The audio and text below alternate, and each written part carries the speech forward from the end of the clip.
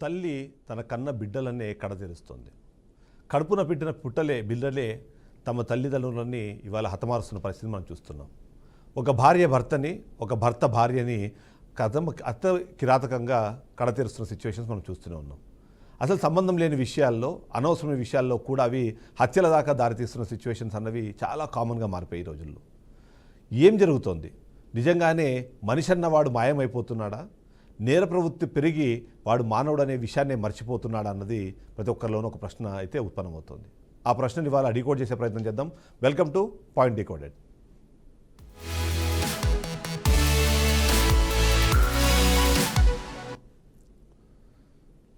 ఈ మధ్యకాలంలో వార్తల్లో మనము చాలా కీలకమైన అంశాలు చూస్తున్నప్పుడు మొదటగా వినిపిస్తున్నవి హత్య, అత్యాచారము, దొంగతనాలు, దోపిడీలు. అయితే దొంగతనాలు, దోపిడీలు అన్న దానికి ఒక డిఫరెంట్ ఆస్పెక్ట్ ఉంది. కానీ అందులోనూ ముఖ్యంగా అత్యాచారాలు, హత్యలు మాత్రము చాలా కామన్గా జరిగిపోతున్న పరిస్థితి మనం చూస్తున్నాం. అందులో అత్యాచారాలు అన్న వాళ్ళని చూసినప్పుడు సొంత వాళ్ళే సొంత పిల్లల మీద అత్యాచారాలు చేస్తున్న పరిస్థితి, సొంత బంధువుల మీద చేస్తున్న పరిస్థితి మనం చూస్తున్నాం. ఇక స్నేహితుల మీద, పరిచయం ఉన్న వాళ్ళ మీద, ఇంటి దగ్గరలో ఉన్న వాళ్ళు ఒకరి మీద మరొకరు ఇలాంటి అత్యాచారాలు పాల్పడడం అనేది చాలా కామన్గా వినిపిస్తూ వస్తుంది. దానికి కూడా మనం ఒకసారి నేర ప్రవృత్తి అని చెప్పాల్సిన అవసరం ఉంటుంది.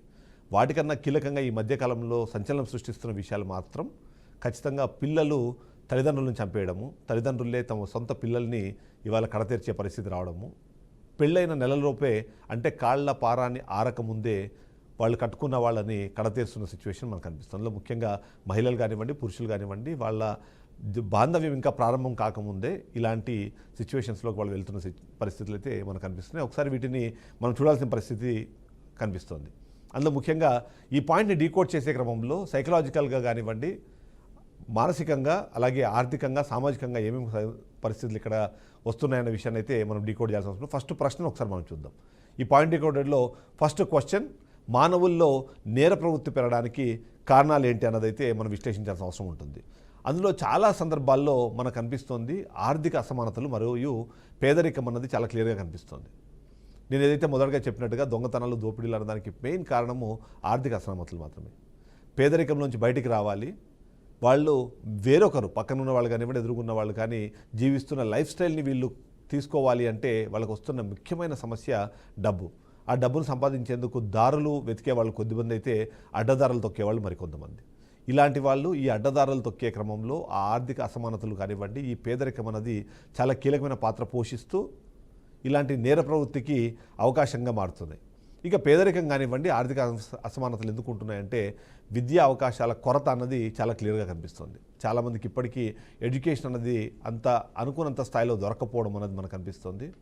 అంతేకాకుండా మరికొద్ది మంది ఏమో ప్రైవేట్ స్కూల్స్లోనో లేకపోతే కొద్దిగా అవకాశాలు ఉన్న విద్యా వ్యవస్థలోకి వెళ్తుంటే మరికొద్ది మాత్రం ఇప్పటికీ విద్యకు ఆమడ దూరంలోనే ఆగిపోతూ, అందులోనూ మనము విశ్లేషించాలి అంటే మాత్రం హై స్కూల్ వరకు ఎలాగోలాగా గడిపేస్తున్నారు. కానీ ఆ తర్వాత ఇంటర్మీడియట్ కానివ్వండి, డిగ్రీకి వెళ్ళేటప్పుడు అక్కడున్న పరిస్థితులు వాటి కారణంగా ఈ అవకాశాల కొరత ఏదైతే ఉందో దానివల్ల కూడా నేర ప్రవృత్తి పెరుగుతోంది అన్నది ఒక విశ్లేషణ మనకు వినిపిస్తుంది.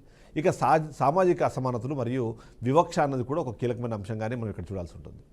ఎందుకంటున్నామంటే సామాజికంగా కూడా అసమానతలు ఇప్పటికీ కొనసాగుతున్నాయి. అంటరాని వాళ్ళు ఉన్నారు, నిమ్న జాతి వాళ్ళలోనే మాటలు మాట్లాడుతున్నారు. అంతేకాకుండా కొంతమంది ఇప్పటికీ గుళ్ళల్లోకి బళ్ళల్లోకి రాని అని పరిస్థితి ఉంది. ఇలాంటి అసమానతలు ఉండడము, అలాగే వివక్ష అన్నది కేవలం అది కుల ప్రాతిపదికనే కాకుండా లింగ వివక్ష అన్నది కూడా ఇక్కడ చాలా కీలకమైన పాత్ర పోషిస్తున్న నేపథ్యంలోనే వాటి నుంచి బయటపడేందుకు ఆ ఫ్రస్ట్రేషన్ని ఇలాంటి నేర ప్రవృత్తిని పెంచుకోవడం ద్వారా జరుగుతున్న పరిస్థితి మనకు కనిపిస్తుంది. ఇక వీటన్నిటికన్నా కీలకంగా సామాజిక నేపథ్యం మనం చూసేటప్పుడు అందులో కుటుంబ నేపథ్యం అనేది చాలా కీలకమైన పాత్ర పోషిస్తోంది. వాళ్ళ పెంపకం అన్నది ఇక్కడ ఒక కీలకమైన భావన క్రియేట్ చేస్తున్న నేపథ్యంలో కుటుంబ నేపథ్యంలో ఒకప్పుడు ఉమ్మడి కుటుంబాలు ఉండేవి. ఉమ్మడి కుటుంబాల్లో పెద్దవాళ్ళు ఉండేవాళ్ళు, తప్పేది కరెక్ట్ ఏది అని చెప్పేవాళ్ళు, లేదా తప్పు చేస్తున్న దాన్ని గమనించి కుటుంబ పెద్దకు చేరవేసేవాళ్ళు.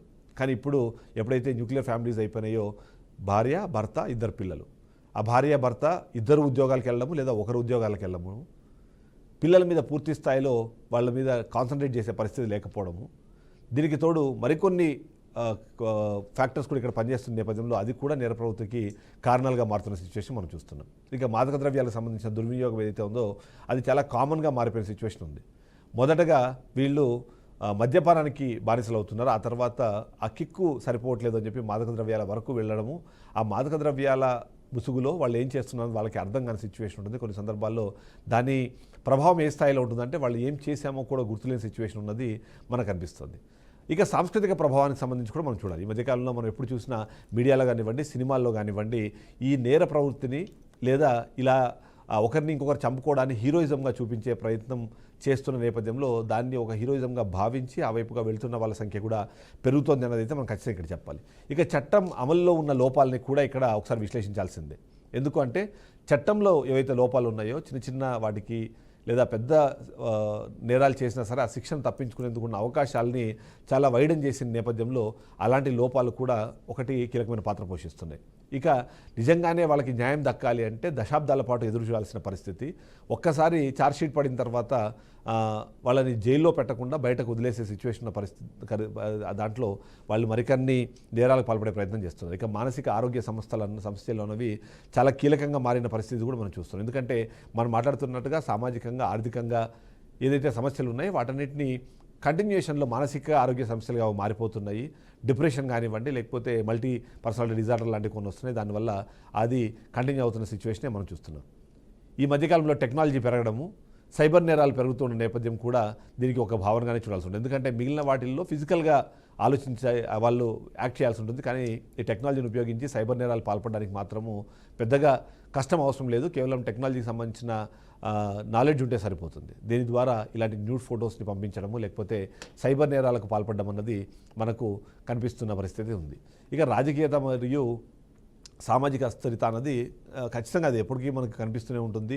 కొంతమంది రాజకీయ పార్టీల పేరుతో, మరి కొంతమంది కులము, మతము, వర్గము, వర్ణము పేరుతో కూడా ఇలాంటి నేర ప్రవృత్తికి పాల్పడుతున్న సిచ్యువేషన్ మనకు కనిపిస్తుంది. సో ఇలాంటి వాటిని చూసినప్పుడు మాత్రం ఖచ్చితంగా విద్య, ఆర్థిక అవకాశాలు, మానసిక ఆరోగ్య సేవలు, బలమైన చట్టం అమలు చేయడంతో పాటు సామాజిక సమానత్వం వంటి అంశాలపై దృష్టి పెట్టడం అనేది ఖచ్చితంగా అవసరం అన్నదే మనం చెప్పాలి. ఇక ఇలాంటి నేర ప్రవృత్తి కానివి దానికి సంబంధించిన నెక్స్ట్ క్వశ్చన్ మనం చూస్తే కుటుంబ సభ్యులనే చంపే పరిస్థితి ఎందుకు వస్తుంది అన్నది మన నెక్స్ట్ క్వశ్చన్.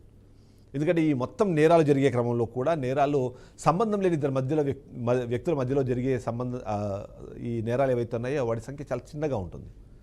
తెలిసిన వాళ్ళు, కుటుంబ సభ్యులు, అందులో ముఖ్యంగా నమ్మి వెనకాల వెళ్ళే వాళ్ళకి సంబంధించిన వాళ్ళపైన ఇలాంటి నేరాలు ఎక్కువ జరుగుతున్నాయి. వాళ్ళని చంపుకునే పరిస్థితి వస్తుంది. ఈ మధ్యకాలంలో మనం చూసాము, ముఖ్యంగా ఏదైతే పెళ్ళైన ఒక్క మంత్లోనే హస్బెండ్ని అతి కిరాతకంగా చంపిన కేసెస్ మనం చూస్తున్నాం. గతంలో ఒక తల్లి తన కొడుకులను చంపి తను కూడా ఆత్మహత్య చేసుకున్న సిచ్యువేషన్స్ మనం చూసాం. కొద్దిమంది పిల్లలు ఆస్తుల కోసము, వేరే అవకాశాల కోసము, పరిస్థితుల భావనతో సొంత తల్లిదండ్రులనే చంపుతున్న పరిస్థితి మనకు కనిపిస్తుంది. వీటన్నిటికీ కారణాలను కూడా ఒకసారి విశ్లేషించాల్సిన అవసరం ఉంటుంది. అందులో ముఖ్యంగా ఈ ఒత్తిడి కానివ్వండి, ఆందోళన, డిప్రెషను, ఇక చికిత్స చేయని మానసిక రుగ్మతలు అన్నవి వ్యక్తుల్ని హింసాత్మకంగా ప్రవర్తించేలా చేస్తుంటాయి. కొన్ని సందర్భాల్లో గతంలో వాళ్ళకున్న ఏవైతే సెల్ఫ్ అన్హీల్డ్ గాయాలు ఏవైతే ఉంటాయో అవి కానివ్వండి, వాళ్ళు అనుభవించిన హింస కూడా ఈ ప్రవర్తన కారణాలుగా మనకు కనిపిస్తున్నాయి. ముఖ్యంగా చూస్తే మాత్రం గతంలో ఎప్పుడో జరిగిన దాని మీద అది ఒక స్టిగ్మా లాగా కంటిన్యూ అవుతూ వచ్చి ఆ తర్వాత ఇలాంటి నేర ప్రవృత్తికి దారితీయడం అనేది మనకు కనిపిస్తూ ఉంటాయి. మనం ఇంతకుముందు చెప్పినట్టుగా ఆర్థిక ఇబ్బందులు కానివ్వండి, నిరుద్యోగము, కొద్దిమంది ఏమో రుణభారం తట్టుకోలేక కుటుంబంలోని ఉద్రిక్తతలు పెంచే పరిస్థితి ఉంటుంది. డబ్బు సంబంధిత వివాదాలు తీవ్రమైన ఘర్షణకు దారితీస్తూ ఉంటాయి. ఇవి కొన్నిసార్లు హత్యకు కూడా వెళ్తుంటాయి. ఎందుకంటే ఈ డబ్బులకు సంబంధించి ఇష్యూ వచ్చేటప్పటికి అది కావాలనుకున్న డబ్బులు ఇతను అప్పులు తీర్చాలి, లేదా ఇంకో రకమైన లగ్జరీ వాడికి యూజ్ చేయాలనుకున్న డబ్బులు దొరకకపోతే కూడా ఇలాంటి నేర ప్రవృత్తితో ఆ డబ్బులు తీసుకునే క్రమంలో అవి కేవలము దోపిడీలే కాకుండా హత్యలకు కూడా దారితీసే పరిస్థితి ఉంటాయి. ఇక మనం మాట్లాడుకున్నట్టుగా సంప్రదాయ కుటుంబ విలువలు క్షీణించడం అన్నది కూడా ఒక కీలకమైన అంశంగా మనం చూస్తే ఇక వ్యక్తిగత స్వేచ్ఛ పైన ఈ మధ్యకాలంలో ఎక్కువ దృష్టి పెడుతున్నారు. సామాజిక నిబంధనల్లో ఈ మధ్యకాలంలో మార్పులు వచ్చాయి. కుటుంబ సభ్యుల మధ్య ఘర్షణలు పెరగడానికి ఇవి కారణాలుగా కనిపిస్తుంది. ఎందుకంటే ఎవరికి వాళ్ళే నేను ఇండివిజువల్గా బతికేస్తాను, నేను ఇండివిజువల్గా ఉండడానికి ఇష్టపడతాను అనే విధంగా ఏదైతే మాట్లాడుతున్నారో వాటి వల్ల ఎక్కువ సమస్యలు వస్తున్నట్టుగా మనకు కనిపిస్తుంది. ఇక ఆస్తి వివాదాలు కానివ్వండి, వివాహ తర్వాత వచ్చే వివాదాలు కానివ్వండి, ఇవన్నీ కూడా మనకు కనిపిస్తాయి. ఇక సాంస్కృతిక అంచనాలకు సంబంధించినవి అయితే ఫర్ ఎగ్జాంపుల్ ఆనర్ కిల్లింగ్స్ ఇట్లాంటివన్నీ కూడా ఈ హింసను ప్రేరేపించే పరిస్థితి మనకు కనిపిస్తుంది. వీటన్నిటికీ ఎక్కడి నుంచి స్టార్ట్ అవుతుంది అంటే మద్యము లేదా మాదక ద్రవ్యాల వినియోగం అన్నది ఈ వ్యక్తులు నియంత్రణ కోల్పోవడానికి, కుటుంబ సభ్యులపైన కూడా హింసాత్మకంగా ప్రవర్తించడానికి కారణాలుగా కనిపిస్తుంది. ఎందుకంటే ఎక్కువ శాతం మనం చూస్తే ఇలాంటి ఇష్యూస్లో ఎక్కువ మంది తాగి ఉన్నవాళ్ళు లేదా డ్రగ్స్ తీసుకున్న వాళ్ళు సొంత పిల్లల మీద, సొంత వీళ్ళ మీదనే